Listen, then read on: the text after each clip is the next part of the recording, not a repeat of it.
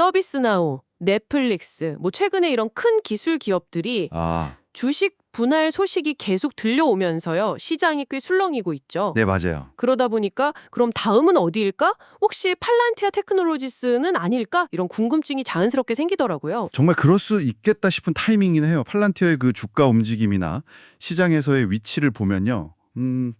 충분히 나올 수 있는 이야기죠. 네.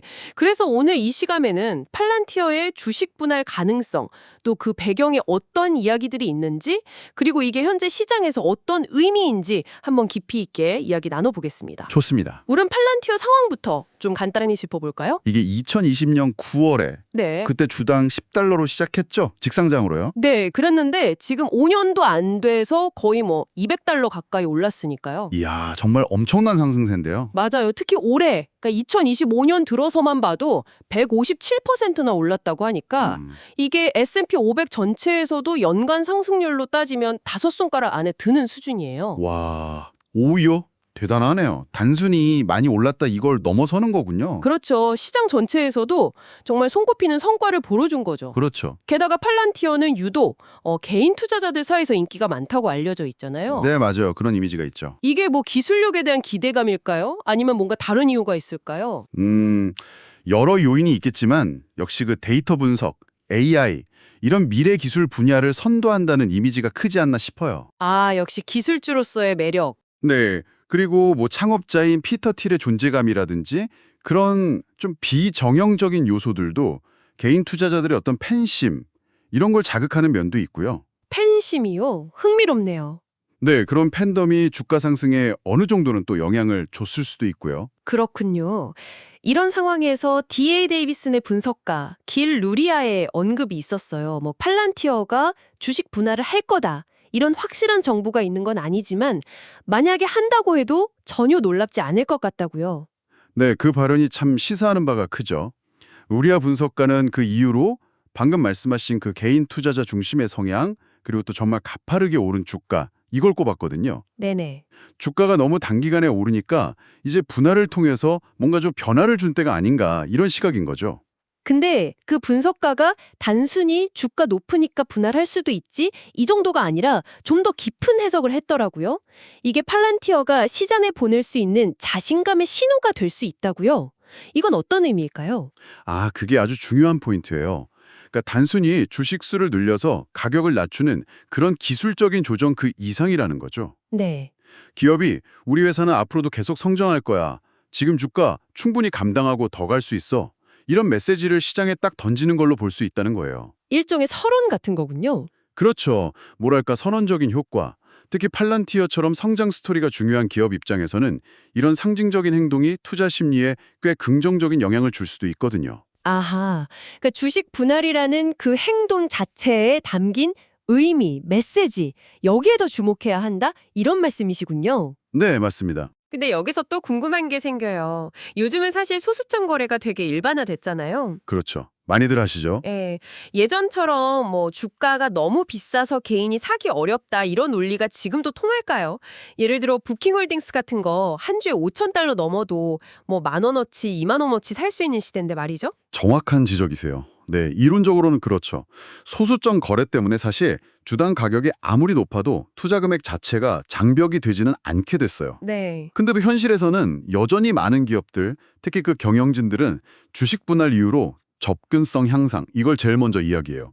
참 아이러니하죠? 그러게요. 진짜 그러네요. 최근 사례를 보면 더 확실할 것 같아요. 서비스나우 같은 경우 주가가 거의 900달러 가까이 되는데 5대1 분할 발표했잖아요. 맞습니다. 서비스나우 CEO가 직접 그랬어요.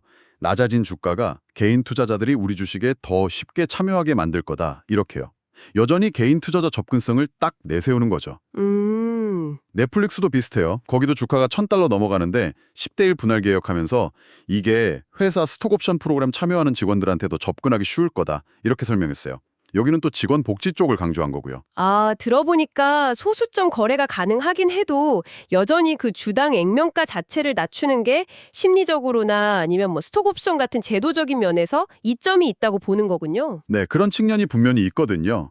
근데 여기서 CBO 글로벌 마켓 쪽에서 2022년에 나온 분석이 하나 있는데 이게 좀 재미있는 이야기를 해요. 어떤 내용인가요? 이 분석을 보면요. 주식 분할이 개인 투자자들의 추가적인 참여를 유도할 수는 있다.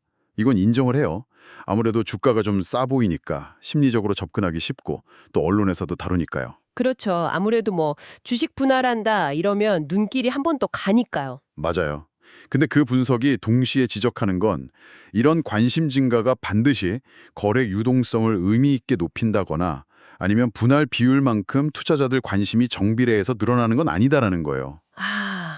그러니까 반짝 효과는 있을 수 있는데 그게 꼭 지속적인 거래량 증가나 관심 증가로 이어지지는 않을 수도 있다? 네, 그렇죠. 접근성 향상이라는 그 명분하고 실제 시장에서의 효과 사이에는 어느 정도 좀 차이가 있을 수 있다. 이런 분석인 거죠. 와, 이건 정말 중요한 지적이네요. 기업이 내세우는 이유랑 실제 분석 결과가 좀 다를 수 있다는 거니까요. 네. 그럼 최근 시장 분위기는 어땠어요? 서비스나우랑 넷플릭스 발표 전까지는 주식 분할 얘기가 좀 잠잠했던 것 같은데요. 네, 확실히 그랬어요. 2025년 들어서는 S&P 500 기업 중에서 딱 3군데만 분할을 발표했을 정도로 조용했거든요. 세 곳 닦게요? 네, 작년, 그러니까 2024년에는 상황이 좀 달랐어요. 그때는 무려 18건이나 분할이 있었어요. 굉장히 이례적으로 활발했죠. 와, 18건. 작년이랑 올해랑 차이가 크네요. 네, 이걸 보면 시장 상황에 따라서 주식 분할 빈도도 꽤 달라지는구나 알 수 있죠. 그렇다면 작년과 올해의 그 차이는 어디서 온 걸까요? 시장의 전반적인 분위기랑 관련이 있을까요? 그럴 가능성이 높아 보여요. 인터랙티브 브로커스 수석 전략가 스티브 소스닉이라는 사람 분석을 좀 참고할 만한데요. 네. 이 사람이 기업들은 주로 강세장에서 주식을 분할하는 경향이 있다 이렇게 지적했어요. 주가가 계속 오르고 시장 분위기가 좋을 때 기업들이 좀 더 자신감을 가지고 분할 카드를 꺼낸다는 거죠. 아, 팔란티어의 경우를 보면 딱, 들어맞는 것 같은데요? 올해 엄청난 상승세를 보였으니까 이 분석대로라면 지금 이 분할을 생각하기에 좋은 시점일 수도 있겠네요. 그렇죠. 팔란티어의 주가 움직임만 보면 그 강세장 분할 경향하고 정확히 일치하죠. 그래서 이번 주 서비스나우랑 넷플릭스 발표가 더 의미가 있는 거예요. 잠잠했던 시정에 다시 좀 불을 지폈다고 할까요? 네네. 혹시 이게 다른 기술주들, 특히 팔란티어 같은 기업들에게도 영향을 줘서 분할 결정에 어떤 촉매제가 되지 않을까 하는 그런 기대감이 생기는 거죠. 아, 시장은 정말 이렇게 서로 영향을 주고받는군요. 자, 그럼 지금까지 나눈 이야기들을 쭉 들어봤을 때 이 정보를 듣고 계신 우리 여러분들은 이 상황을 어떻게 받아들이고 또 활용하면 좋을까요? 특히 팔란티어 주식에 관심 있거나 이미 투자하고 계신 분들이라면요? 가장 중요한 건 역시 그 주식 분할이라는 이벤트 자체에 너무 매몰되지 않는 시각인 것 같아요. 아, 너무 거기에만 집중하지 말라는 말씀이시죠? 네. 아까도 이야기했지만 주식 분할이 기업의 본질적인 가치, 그러니까 펀더멘털을 바꾸는 건 아니거든요. 물론 단기적으로는 주가에 좋을 수도 있고 또 자신감의 신호로 해석될 수도 있죠. 하지만 그 효과가 과연 얼마나 갈지, 그리고 그게 정말 기업의 내재 가치 상승을 반영하는 건지는 좀 별개로 봐야 한다는 겁니다. 그러니까 만약 분할 소식이 들려오더라도 와, 이제 더 오르겠네 하고 그냥 바로 따라가기보다는 이게 진짜 기업 펀더멘털이 좋아지는 것과 연결된 신호인지 아니면 그냥 시장 관심 끌기나 단기적인 주가 띄우기 전략인지 한 발짝 물러서서 좀 냉정하게 볼 필요가 있다. 이런 말씀이시군요. 정확합니다. 특히 팔란티어는 다음 주 월요일에 3분기 실적 발표도 앞두고 있잖아요. 아, 맞다. 실적 발표가 있네요. 네. 그러니까 주식 분할 가능성이라는 이슈와는 별개로 실제 기업 성과가 어떻게 나오고 있는지, 앞으로 성장 전망은 어떤지 이런 걸 꼼꼼히 따져보는 게 훨씬 더 중요해요. 분할은 어쩌면 그 결과에 따라오는 부수적인 이벤트일 수도 있으니까요. 네, 맞아요. 결국 투자는 기업의 실질적인 가치를 보고 하는 거니까요. 어쩌면 실적 발표 내용이 주가 방향에는 더 큰 영향을 줄 수도 있겠네요. 그럴 가능성이 높죠. 그래서 팔란티어의 주식 분할 가능성 뉴스를 접하실 때는 이게 어떤 심리적인 효과를 노린 건지 아니면 정말 미래 성장에 대한 자신감의 표현인지 그 배경과 맥락을 같이 고려하시는 게 현명한 접근일 겁니다. 알겠습니다. 자, 오늘 팔란티어의 주식 분할 가능성을 둘러싸고 여러 각도에서 이야기를 나눠봤는데요. 좀 정리를 해보자면 팔란티어의 그 눈부신 주가 상승세와 개인 투자자들의 높은 관심, 이게 분할에 대한 기대감을 키우고 있는 상황이고요. 네.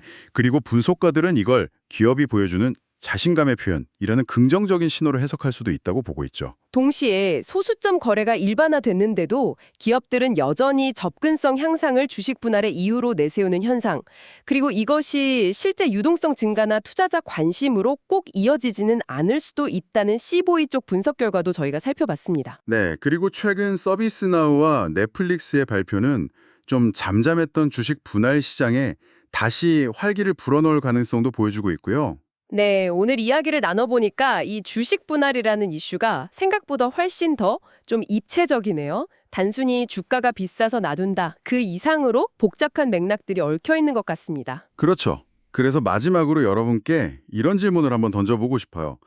이제 소수점 거래 시대잖아요. 이런 시대에 주식 분할의 진짜 가치는 과연 어디에 있는 걸까요?